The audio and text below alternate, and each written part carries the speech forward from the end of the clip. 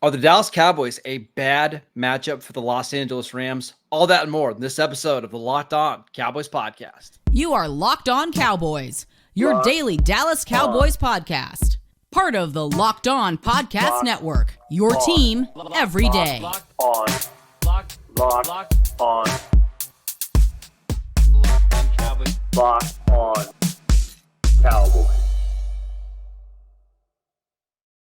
Welcome back to the Locked On Cowboys podcast, part of the Locked On Podcast Network, your team every day. We'd like to thank you for making us your first listen of the day.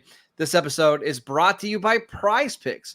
PrizePicks is the easiest and most exciting way to play daily fantasy sports. Go to prizepicks.com/LockedOnNFL and use promo code LockedOnNFL for a first deposit match up to $100. I am your host, Marcus Mosher. You can follow me on Twitter at Marcus_Mosher. Joining me today, as always, is Landon McCool. Go follow him on Twitter at McCoolBCB. We are previewing the Cowboys Week 8 matchup at home against the Los Angeles Rams. Before we start to get into the specifics here, Landon, do you think this Cowboys team is just a bad matchup for this version of the Rams? Yeah, I kind of do. I think, you think about the Rams teams that, knocked the Cowboys out of the playoffs the first few years McVay was there, and some of the other teams that you played before. This is not that same team, right? Like this is not the team that, consistently was able to get big yardage in the run game and then, use that to kind of create play action scenarios that were difficult to cover. McVay is still a very good X's and O's guy, one of the best in the league without a doubt. But I just think that, you look at the offensive line that they've got now as opposed to what they had back then. You look at where the Cowboys are on the defensive line overall, especially as pass rushers. And this week, we found out that Havenstein who's their starting right tackle, might potentially be out for the game, which even further, kind of creates a gulf between the talent in those two lines. And you add in the fact that the Rams have not played very well against man coverage in general. And the fact that all of this combined together, right? The fact that the Cowboys are going to be able to play man coverage and be able to create pressure, I think offensively that just spells a lot of problems for this Rams defense. And then we'll talk about the other side of the ball, but I think they're going to have similar issues there too, where there's just a talent disparity in a lot of key areas between the Rams and the Cowboys. Yeah, I kind of agree. And where the biggest difference for me is I think like players 1 through 5 or 1 through 6 are comparable because the Rams do still have a lot of top end talent. Aaron Donald is still absolutely incredible. Puka Nacua is having one of the best rookie seasons we've ever seen. Obviously, Cooper Kupp and Stafford's playing outstanding. It's just when you get from players, let's say 7 to 19, it's where the Cowboys have an advantage. And it's those players that need to make the difference for the Cowboys on Sunday. I want to start with the Cowboys offense because I think that this is a game that Dak Prescott should play really well. We were talking pre-show about some of the pass rushers that the Rams have or don't have. It's really Aaron Donald and then a bunch of guys.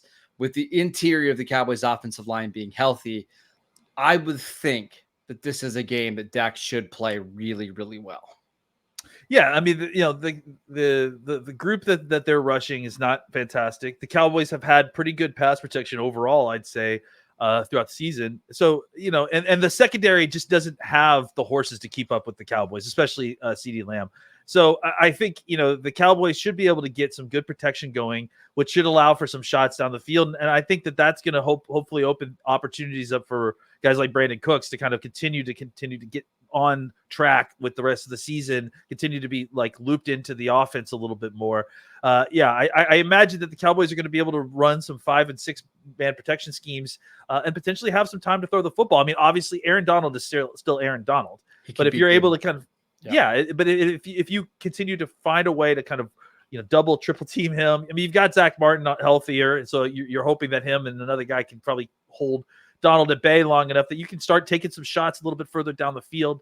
I think, this is a week where you feel like the natural game plan that the Cowboys want to play is a good game plan to beat this team, right? If the Cowboys can get up big, force the Rams into a situation where they're going to have to throw the ball to kind of win, They're good at throwing the ball. They've got 2 great wide receivers and a quarterback who can put the ball wherever you want. But rushing the passers, defending the pass rush is going to be a problem for that Rams defense. So, offense. So that the Cowboys need to put pressure on them by scoring points early. I just want to go through their corners really quickly because, again, this is where I think the Cowboys should dominate. So their number 1 cornerback is Ahkello Witherspoon, who is now on his 4th team in 4 years. I saw him a lot in Pittsburgh. Really long and athletic, but just the consistency game to game is just not there. Their other cornerback, Deron Kendrick, he was somebody who bounced around the college football scene a little bit, ran a 4.94 40. At his pro day, which obviously not great. Not great. He also has some other stuff. He got arrested last week on a felony gun charge. Played a little bit against Pittsburgh, but was so bad that they actually pulled him. Just a lot going on right there. And then their slot corner is Kobe Durant, 2nd-year player, really small, not super physical. I mean, that's a bad matchup for CD. there's just matchups that favor Dallas all over the field. So for me, I would be really disappointed if the Cowboys weren't pretty good passing the ball in this one. Yeah, and you and I talked before the game, like the Cowboys offense is kind of serving a couple masters here, right? Like we want to make sure that we obviously win the game, we're scoring points, but you have to think that after the way that they went into the bye and the way that they've been running the football, that they are champing at the bit to get the running game back on track. And so I think that they're going to want to try to run the football just to kind of prove to themselves that they had kind of fixed some things. They got Blasco back, who was the run game coordinator, who has been out on medical leave. So they're hoping that they've kind of figured some things out sync wise between the offensive line and the running backs. But you're right. As far as the formula to win the game, protect Dak, attack this secondary, score points big. Then, if you get a big lead, now you've got a real opportunity to run the football and kind of see how you're doing. So, I think it lines up pretty cleanly for the Cowboys. It's just about making sure that you execute early in the game. We should also mention we are recording this before the Friday practice report has come out. Tyron Smith, he has a neck injury, suffered it on the Thursday practice. I think it was Calvin Watkins said that it's a stinger. Jerry Jones said this morning that he's fairly optimistic that he's going to be able to play. Again, we don't know whether he will or not. I think the quote was, "I'm optimistic, period." So I don't know if that means as sure as I can be without getting in trouble with the league, but it sounds like he didn't wear his neck roll in practice, which they're basically not going to let him not do anymore. Yeah. And if the Cowboys have to go to Chuma Edoga, it seems like this is the healthiest he's been in the last month and a half. And we've already seen the Cowboys play multiple games with Edoga at left tackle. If that's the case, I'm not going to say that they're going to be fine there, but at least you have an adequate option. And against this team where the edge rushers are... That's what we're just saying, yeah. Michael Hoyt, who is a 310-pound edge rusher, and Byron Young, who is a 25-year-old rookie from Tennessee, who is actually having a pretty nice season. I think they'll be okay there. I think. Yeah, you'd hope so. I don't want to be too confident, but yeah. I mean, you've seen some pretty competent play so far, from Edoga. So you feel like hopefully, if for some reason Tyron can't go, that you get good play from him again against the Rams. Last thing, I just want to see, for me, a lot of 6-man protections. Give Dak enough time to sit back, get into his reads, because guys are going to be open. I really feel like this could be a monster CeeDee Lamb game. We also... I don't want to say that he was chirping in this bye week about getting targets, but he was definitely making it known that he would like a little bit more opportunities. I wonder if it's one of those, the squeaky wheel gets the grease type of maybe. Game. Yeah. Yeah. And another guy who hasn't been as squeaky, but is a wheel that definitely deserves some oil is Ferguson. I think Jake Ferguson didn't get a lot of targets in that Chargers game.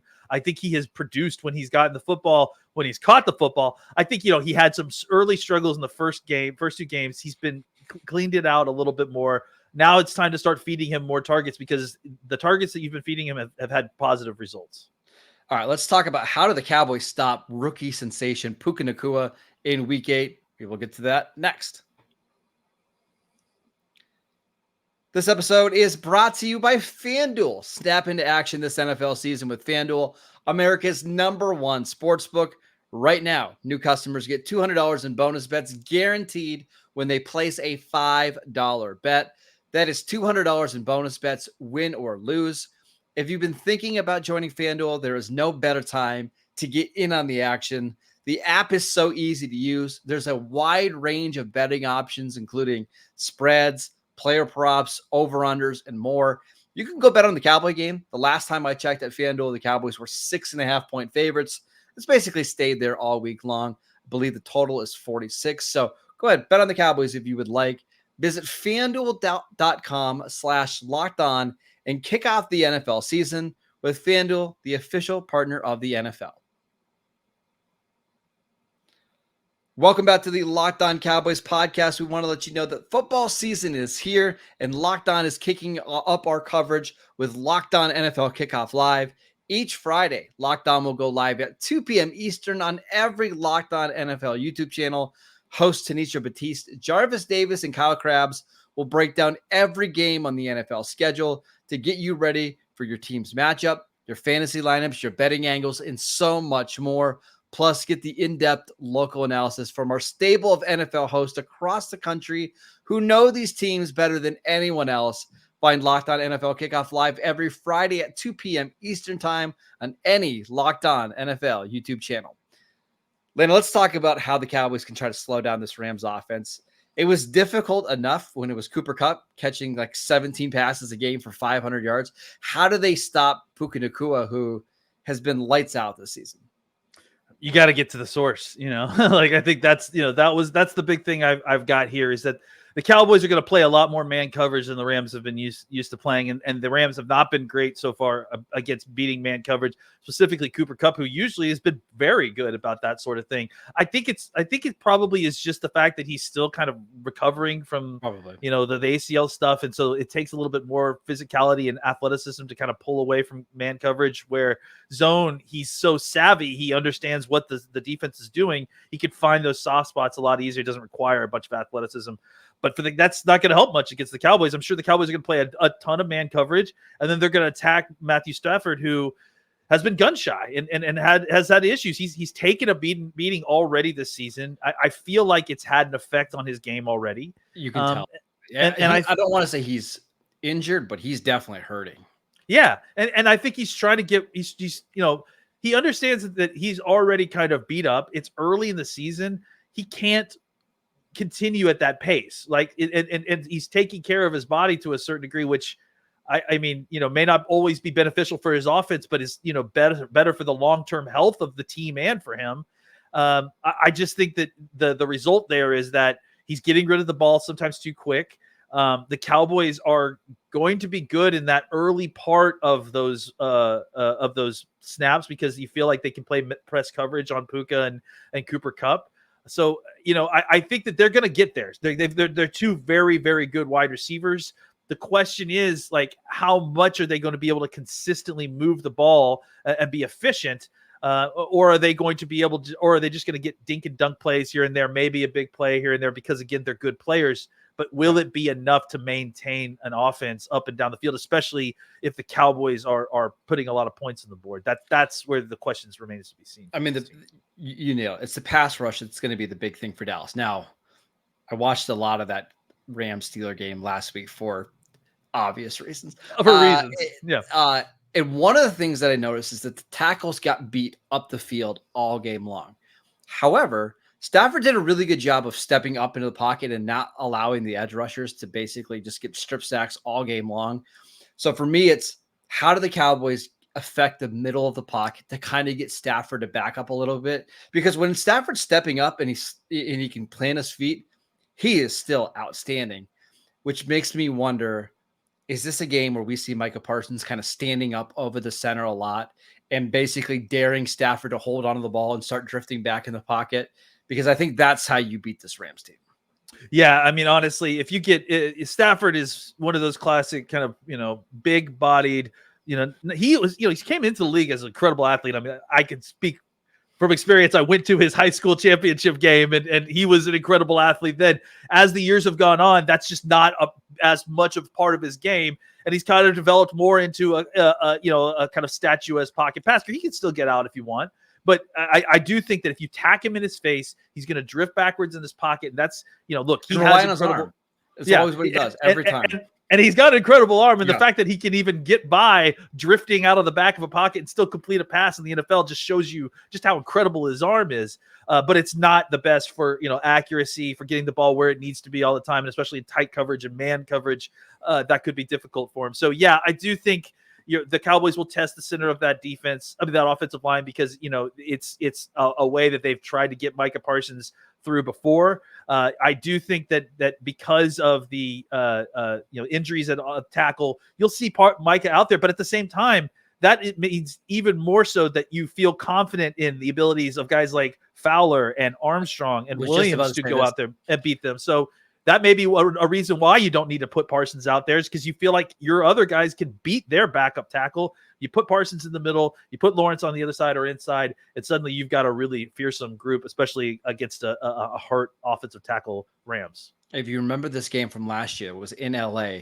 It was DeMarcus Lawrence and Dorrance Armstrong who had big days. DeMarcus Lawrence early in the game had a strip sack that I believe the Cowboys scored on. Dorrance Armstrong had a big sack on third down. It was those guys being able to win off the edge that allowed the Cowboys to kind of keep that offense contained. To me, this feels like a big Dante Fowler game. Like, this just sets up so well for Dante Fowler, especially against Jackson, their left tackle, who is incredibly slow off the line of scrimmage. If Parsons can get some pressure up in the middle, I would not be shocked at all if Fowler has 2 sacks, just running around, screaming around the edge and getting it to a Stafford that's backing up in the pocket. Well, another guy who's been chirping a lot about his playing time, well, not a lot, but he's been saying stuff about his playing time, is Sam Williams. And so this would be a great game for him to come in and take advantage of the snaps that he's got. He's upset about the fact that he's not getting more snaps. Come in and do something with them, buddy. Let's see it. Yeah. This is a great opportunity for you to earn more snaps by beating up on a backup offensive tackle. I will say the one thing that makes me nervous is Stafford is still a gunslinger, man. Like, there's some plays where he's gonna challenge you deep just to see like how you're reacting. And we saw it last week against Pittsburgh. He threw a touchdown at the end of the first half to Tutu Atwell, like 50 yards down the field. I want to see how the Cowboys react to that kind of stuff. Does Stafford dare try to throw the ball, one-on-one to Tutu Atwell against Deron Bland? Or is he more likely just to kind of check the ball down and keep the drive on schedule? Because, man, he still scares me when he's throwing the ball deep, because he's one of the best deep passers the NFL has still. Yeah, you just can't give him the time. Just don't allow him the time to let those routes develop down the field. That's the way to stop it. It's just get him on the ground before he can throw it. Stafford still scares me, especially when he's playing in Dallas. It just doesn't seem like he really ever has a bad day when he's back home. No, got to show out for the home crowd for sure. Absolutely. Listen, it's going to be he's definitely not going to give up on this game. This is a game against the hometown crowd, so he's going to give his best for sure. All right, let's make our predictions for Week 8. Rams at Cowboys next. This episode is brought to you by PrizePicks. PrizePicks is the largest independently owned daily fantasy sports platform in North America. It is the easiest and most exciting way to play DFS because it's just you against the numbers. Instead of battling thousands of other players, including pros and sharks, all you have to do is pick more than or less than on 2 to 6 player stat projections and watch the winnings roll in. This is the most fun I've had playing DFS because there's so many different players and stat categories to choose from. You can pick how many tackles do you think Damone Clark is going to get on Sunday? How many extra points will Brandon Aubrey make? I also love that PrizePicks has their reboot policy, which will reboot your entry if one of your players gets injured for NFL and college football top 25 matchups. If you have a player who exits the game in the first half and does not return for the second half, that player is rebooted. PrizePicks is the only daily fantasy sports platform with injury insurance.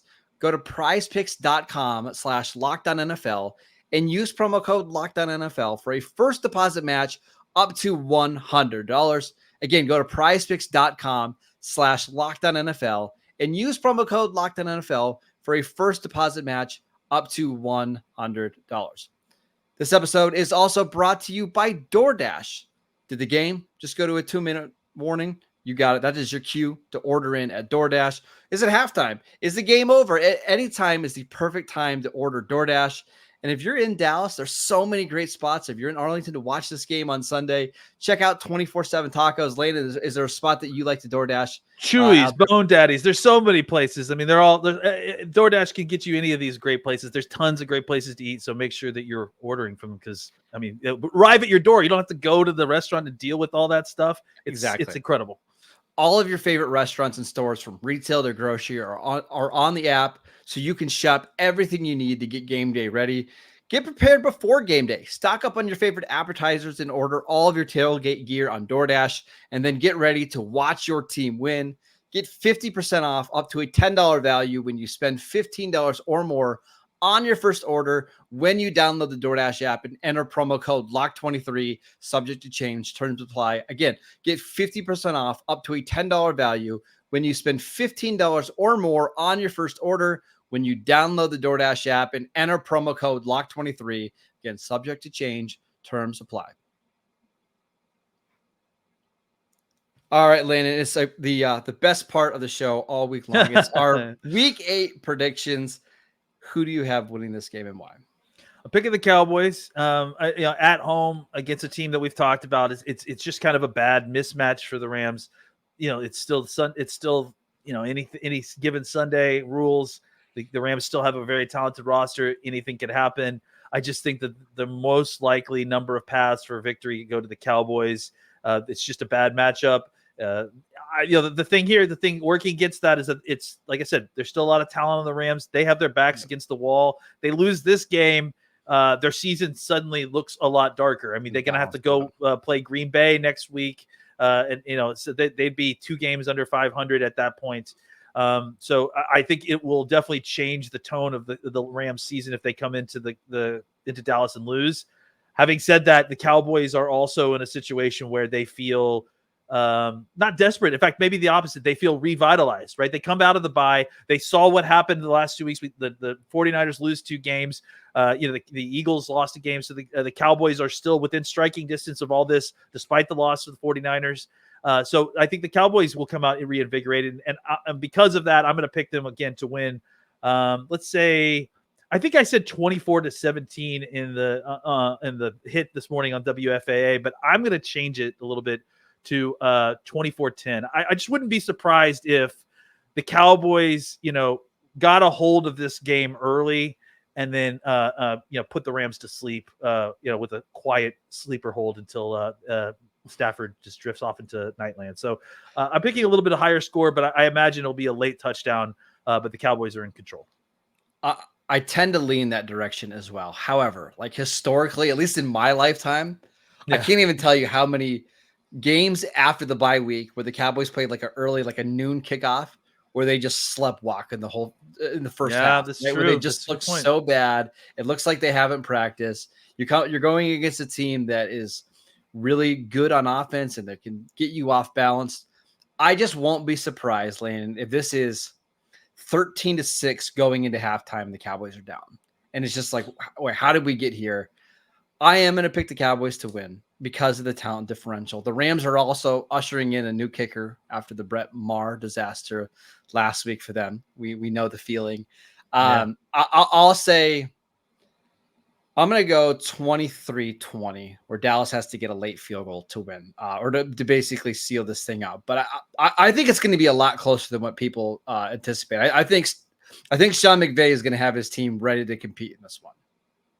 Yeah, I mean, like I said, this is definitely a desperate team at this point.